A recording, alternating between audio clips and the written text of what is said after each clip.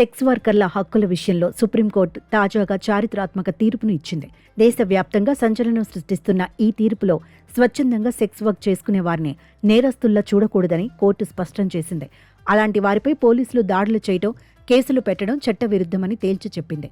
అయితే మహిళలు, చిన్నపిల్లలను బలవంతంగా ఈ రొంపిలోకి నెట్టే మానవ అక్రమ రవాణా ముఠాలపై మాత్రం ఉక్కుపాద మోపాలని అత్యున్నత న్యాయస్థానం ఆదేశించింది.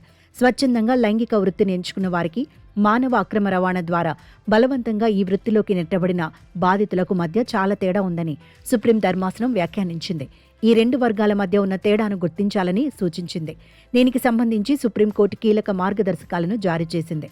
స్వచ్ఛందంగా ఈ వృత్తిలోకి వచ్చిన మేజర్లైన సెక్స్ వర్కర్లపై పోలీసులు దాడి చేయడం, వారిపై కేసులు నమోదు చేయడం చట్టవిరుద్ధమని స్పష్టం చేసింది.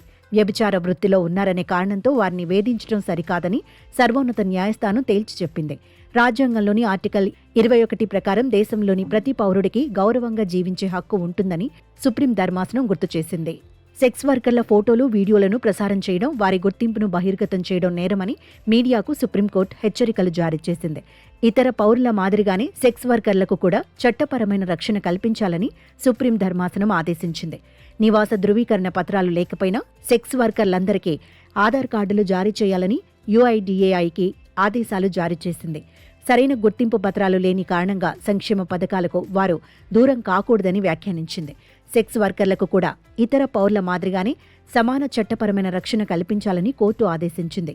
కేవలం లైంగిక వృత్తిలో ఉందనే కారణంతో ఏ తల్లి నుంచైనా బిడ్డను బలవంతంగా వేరు చేయరాదని సుప్రీంకోర్టు స్పష్టం చేసింది.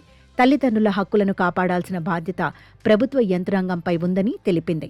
మరోవైపు మహిళలు మరియు మైనర్లను అక్రమంగా రవాణా చేసే మాఫియాలపై కఠిన చర్యలు తీసుకోవాలని సుప్రీంకోర్టు తెలిపింది. స్వచ్ఛందంగా ఈ వృత్తిని ఎంచుకున్న వారిని వేధించడం కంటే బలవంతపు అక్రమ రవాణాకు పాల్పడుతున్న నేర ముఠాలను లక్ష్యంగా చేసుకోవాలని పోలీసులకు సూచించింది.